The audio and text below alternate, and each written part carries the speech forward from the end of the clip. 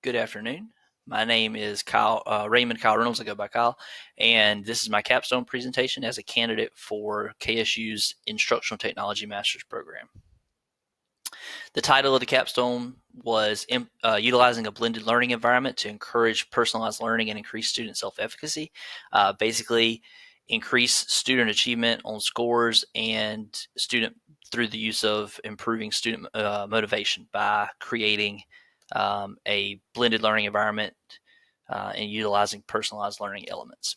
The capstone was implemented with students and faculty at Screaming County High School in Sylvania, Georgia. The problem was twofold. One was a lack of not doing so well with milestone test scores in coordinate algebra, especially compared to analytic geometry. And then also, based on surveys that I had completed with students previously about their opinions of a more traditional classroom, which they're more familiar with. So the administrators encouraged us to look at our coordinate algebra scores. These are the level 3 and 4 percentages. So the students that meet and exceed for coordinate algebra and analytic geometry for 2016, 17, and 18 school years. And the big takeaway from this was SCHS, which is the blue here, was pretty level in coordinate algebra with FD RISA and State of Georgia, which are the red and the blue. The red and the yellow, respectively. But we were a little bit below FD RISA in 2018, which is the far left. And so we wanted to improve those. We wanted to be we wanted to be beating the FD RISA and the State of Georgia if we could. So analytic geometry, which is the 10th grade math course, as you can see, they started out in 2016 being level, and then have made drastic improvements compared to FD RISA and especially the State of Georgia by 2018. So we wanted to catch up with what they were doing. And through my research through this program, I decided that a blended learning environment might be a way to do that. I'd also done surveys with students from the 18-19 school year. There wasn't a lot going on. They were bored. They weren't interacting with other students and doing group work. And this was specifically in my class through my teaching style, which was very traditional at the time. One thing they did say about me was that I always take time to answer questions, and they always felt comfortable asking me questions. One thing I feel like I excel at is my ability to address student needs and issues in one-on-one scenarios. So I wanted to capitalize on that, and I thought a blended learning through research and whatnot, I felt blended learning could be a way to do that. So the project plan from Avery and Huggin from their research on the flipped classroom high school student engagement through 21st century learning, which I found during the capstone proposal process. It says, indeed, teachers can and should consider employing the flipped classroom if they wish to enhance student learning, which I did, improve student outcomes, which I do, and fully equip students to address 21st century needs. And I kind of hinged on that quote as I went through this process, trying to accomplish that the best ways I could. So for the first stage, this was a 3-stage process for the project. I designed and updated coordinate algebra curriculum based on blended learning elements. I implemented that curriculum with students, giving special attention to student-teacher interactions, one-on-one kind of coaching and mentoring, and providing students with meaningful feedback based on their formative assessments. And then stage 3 was to review and reflect on the design and implementation, and then provide professional learning for peers who might be interested in doing similar strategies in their classrooms. So the evaluation plan, the instructional coach provided feedback on the design for each unit before school started, and then student surveys and the instructional coach also provided feedback at the end of each unit and for the students at the end of the course. Benchmark and milestone scores were going to be used to measure student achievement. I'll come back to that at the end because obviously we had some issues with the milestone scores, but I'll get to that in a little while. And then peer feedback on all the professional learning opportunities that I was able to implement during the time. So stage 1 was completed during the summer of 2019. I basically built the website. I I created all the videos, used YouTube and Screencastify to create content videos, which I housed on a class website. And I'll show you that right now. So the class website looks like this. And I'm going to briefly go through it because I'm going to run out of time if I don't. But basically, I put all the units in, and also enrichment. I didn't put a remediation tab. That was done through USA Test Prep based on individual formative assessments. There wasn't a specific task for that. The enrichment tasks were modified from the state of Georgia, and it has guidelines and whatnot to go with it. But 3 tasks for a certain amount of points that could be used, and then star challenges, which is we'll come back to later with the green dot challenge. Anyway, back to Unit 1. So in Unit 1, the students had a calendar, and this is one of the ways I implemented personalized learning elements, is that within this unit, kids had certain days for quizzes and then finally a test. The test was set in stone. It was given by all coordinated algebra teachers, and I had no control over that because our school requires us to give specific common assessments by unit. So I had no control over the test and couldn't change those in any way. But I did have a lot of ways to address all of these. And so what I did is I housed all of my units and notes and videos and practice within individual modules in these various units. And the quizzes were formative assessments using Google Forms. And then within each module, the students had assignments that they would complete, and these had some were Delta Math, some were PDFs, some were Google Docs that they could log in and make a copy and change and manipulate, Desmos activities, a lot of variety in the formative assessments that students completed.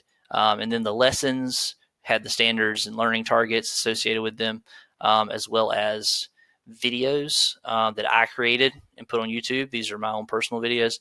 And then also notes that I got from Walsh, which are the notes we've used for years for coordinated algebra.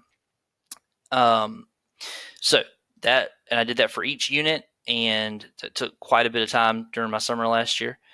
And then from there,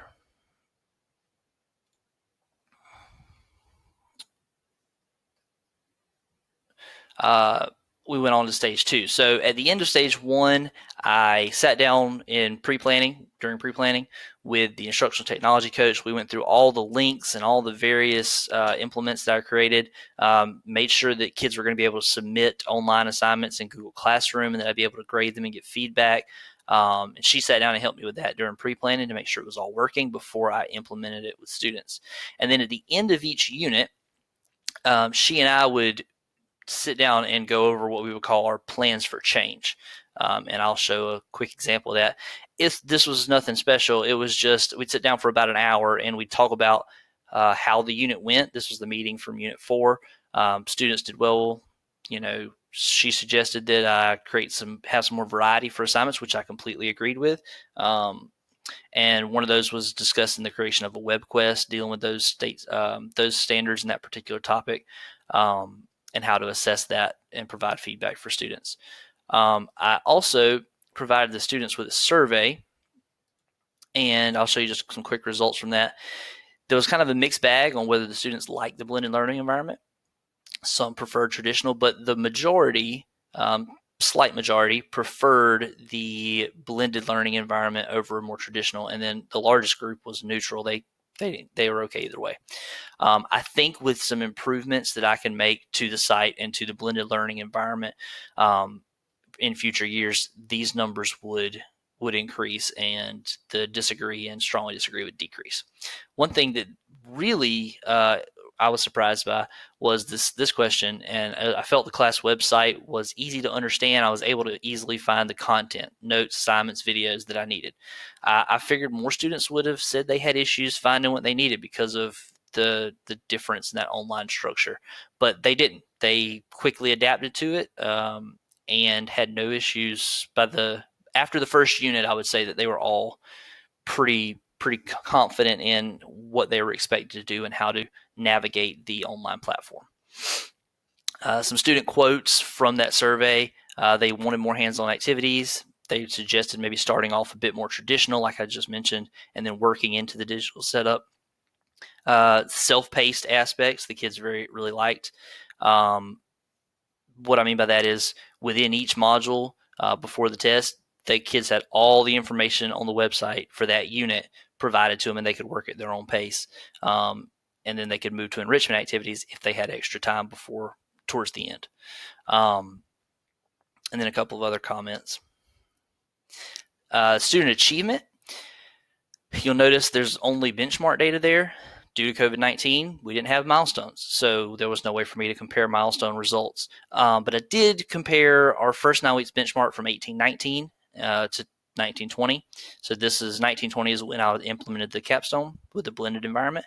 So there was a slight improvement, and there was a slight improvement overall in the school. Now, these are just my classes, the big numbers here. The school average, there are other teachers who teach coordinate algebra. I had the accelerated students, which is why you noticed such a large discrepancy between those two numbers. So I had your accelerated kids in my 2 classes. But that doesn't affect these numbers here because this is accelerated the previous year and accelerated the current year. So this was the first 9 weeks. Not a huge increase, but still an increase. And I attribute that to not being comfortable with the online format yet. By the time we got to the third 9 weeks benchmark, you can see 77% in 1819 and 87% in 1920. These were USA Test Prep benchmarks that did not change in any way. Same exact questions from one year to the next. There were absolutely zero changes between those 2 assessments. So they're a pretty good judge of student achievement. I really wanted to have the milestones to go along with it to hopefully back that up, but I only could work with what I had. I created a USA Test Prep for stage 3 was to review student experience, which I just went over, and to provide PL opportunities for other teachers. This was a personalized learning aspect. Students could go into USA Test Prep, pick a standard, work at their own speed, and work to get a green dot, which would show mastery of that standard. It was self-paced by students, and I shared it with other teachers who have USA Test Prep because the school pays for that for all milestone classes. So I shared it with the milestone teachers. And then before I did a survey to see what they thought of the professional learning, how familiar were you before the learning? They were not for the most part, except for one other teacher besides me. How familiar are you with it after? And they're much more familiar. And then how likely are you to implement this in your curriculum? And it was overwhelmingly that yes, we will be implementing this with our students. So all in all, that was my encouragement that this stage went well. This stage was also cut a little bit short due to COVID-19. I had planned for planned for professional learning on blended learning environments and personalized learning, showing off the site. But unfortunately, those were cut off. I was able to share it with the technology committee and with the math PLC that I'm a part of, but I wasn't able to share it school-wide due to it was scheduled to happen in May, and obviously we weren't in school in May. And I was also supposed to share it at a professional learning opportunity over the summer for technology that the system hosts, but that was also canceled. So those will be done later on in the next school year. So reflections and takeaways. The process was much more time consuming. I did not have the time to create as many varied and authentic and high low-T level WebQuest type assignments as I would have liked to. So moving forward, I'll create more of those to implement with this system, this blended learning environment. The data did show that there was student improvement. Like I said, I wish I had milestone scores as well, but overall it was pretty satisfactory. It was enjoyable for me. I got to do the parts of my job that I love the most, which is working one-on-one with students and occasionally working with the large group, but basically not standing at the front being the sage on the stage. I hate that. And it's allowed me to get away from that. And most of the students seem to like it, and I think as I improve that, the students will get more out of it as well. Other teachers showed interest through the professional learning I was able to do and through those 2 communities I share the website with, to implementing similar practice and strategies. And I'm looking forward to getting the opportunity to work with them more in the future, to build on what we started, or what I started, as a teacher mentor. And finally, this is just the beginning. I'm going to take this platform and utilize it for my teaching of this course moving forward, and just continue to build on it and utilize strategies from this program to work towards improving instruction for students.